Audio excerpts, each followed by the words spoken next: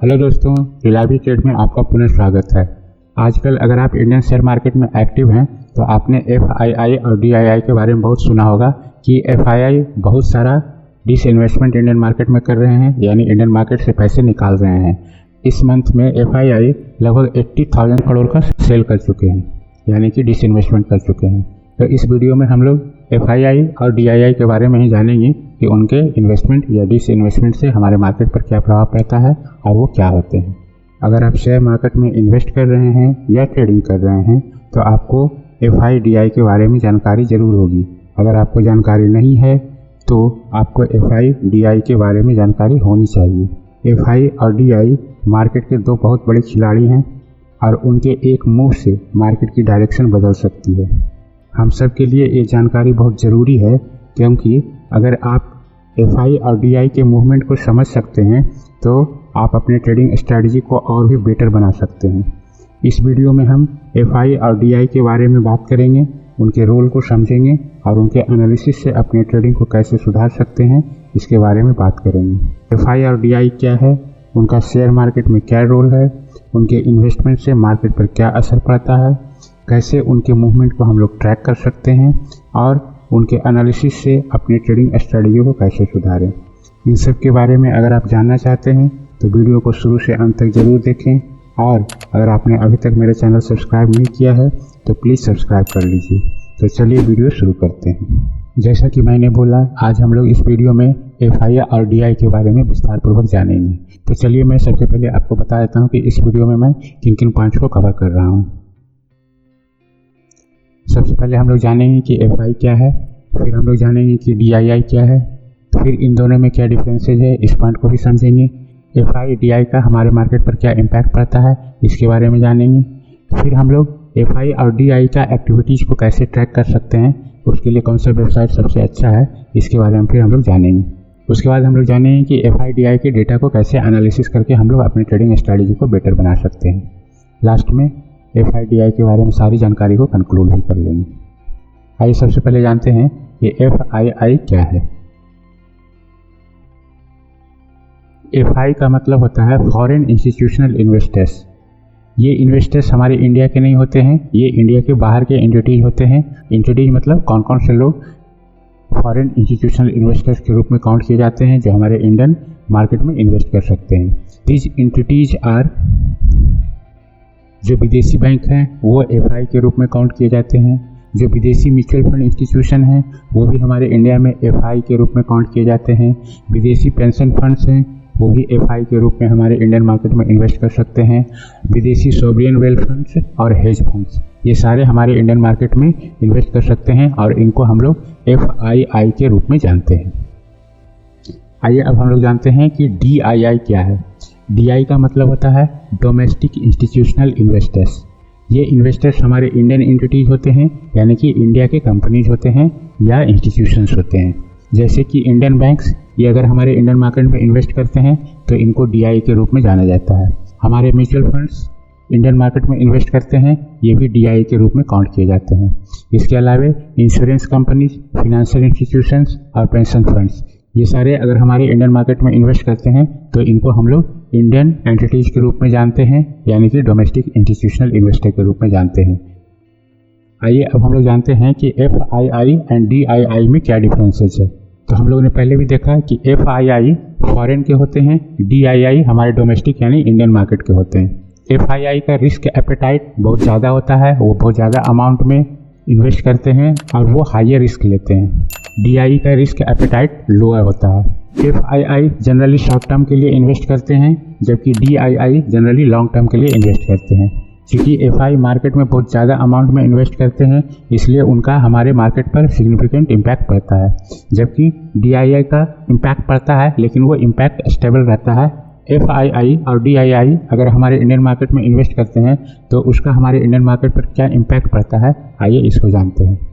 FII अगर हमारे Indian market में इन्वेस्ट करते हैं तो हमारे इंडियन मार्केट में एक बहुत बड़े कैपिटल का इनफ्लो होता है, जिससे मार्केट में इन्वेस्ट कर रहे लोगों का कॉन्फिडेंस इंक्रीज होता है और लिक्विडिटी बढ़ती है।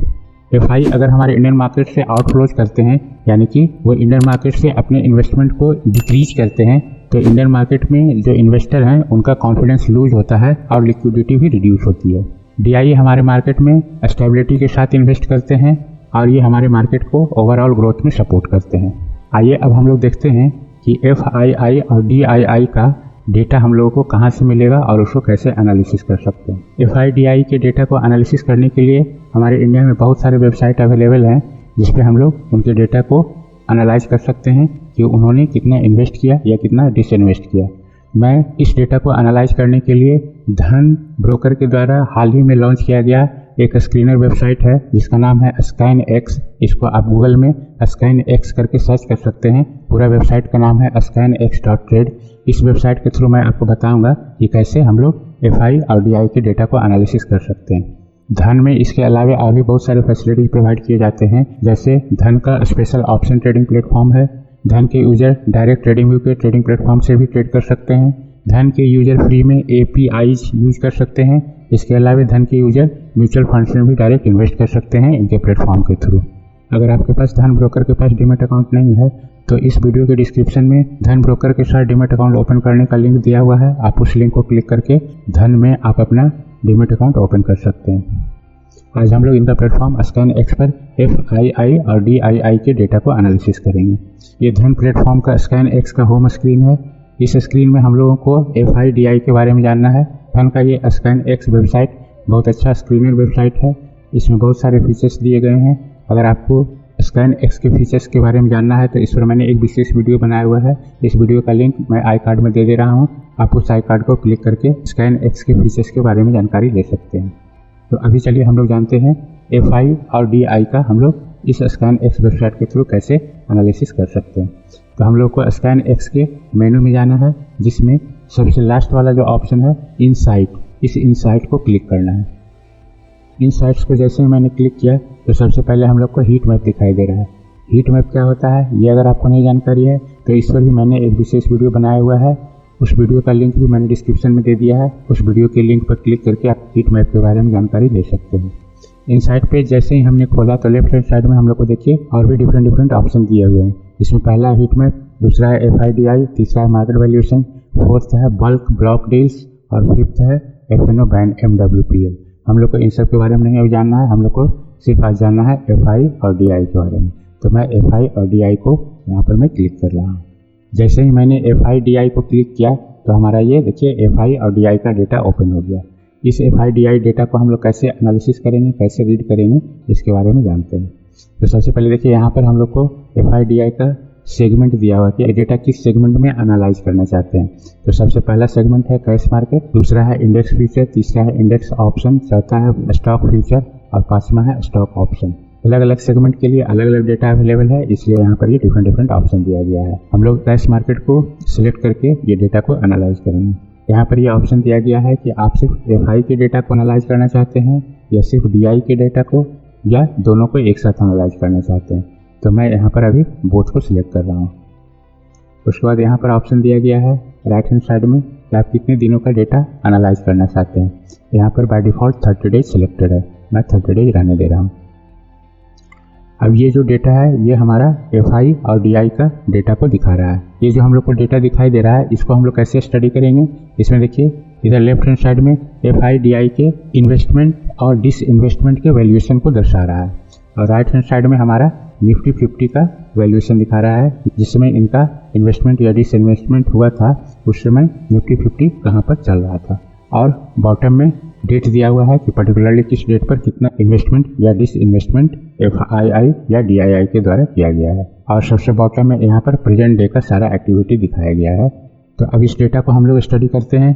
इस ग्राफ में येलो कलर FI को प्रेजेंट कर रहा है और पर्पल कलर DI को रिप्रेजेंट कर रहा है। ये जो ब्लू लाइन का ग्राफ है ये निफ्टी 50 को प्रेजेंट कर रहा है। अब मैं किसी भी डेट को रैंडमली सिलेक्ट कर रहा हूँ। जैसे मैं यहाँ पर ये 3 अक्टूबर का डेट सिलेक्ट किया, तो 3 अक्टूबर का डेट सिलेक्ट करने के बाद जैसे मैं इस पर माउस ले जा रहा हूँ तो यहाँ पर देखिए डेटा दिखा रहा है कि 3 अक्टूबर को FII 15,243 करोड़ का सेल किए हैं और DII 12,914 करोड़ का बाई किए हैं। और उस समय निफ्टी 50 25,250 चल रहा था। किसी और डेट में देख लीजिए, जैसे कि अभी 23 का देख ले रहा हूँ। 23 अक्टूबर को FI 5,685 करोड़ का सेल किए हैं और DI 6040 करोड़ का बाय किए हैं और उस समय निफ्टी 24,436 के आसपास चल रहा था। 24 अक्टूबर का ये डेटा बॉटम में दिखा रहा है। इसमें दिखा रहा है कि FII 12,537 करोड़ का बाय किए हैं और 17,599 का सेल किए हैं। तो ओवरऑल नेट क्या हो गया कि 5,062 करोड़ का इन्होंने सेल किया। DII सेम डे में 13,827 का बाय किए हैं कैश में और 10,207 करोड़ का सेल किए हैं। तो नेट क्या हो गया इसका 3,620 का इन्होंने कैश में बाय किया है। यानी कि 24 अक्टूबर को ओवरऑल FII ने 5,000 करोड़ का सेल किया है और DII ने लगभग 3,600 करोड़ का बाय किया है। तो इस डेटा को हम लोग को देख करके क्या पता चल रहा है कि लगभग ये एक मंथ का डेटा है 26 सितंबर से 23 अक्टूबर तक। और इसमें देखिए सारा FI का डेटा यानी कि येलो वाला ये सारा देखिए जीरो के नीचे है और ये सारा पर्पल कलर वाला है ये जीरो के ऊपर है। यानी DII पूरे मंथ बाय किए हैं और FII पूरे मंथ सेल किए हैं।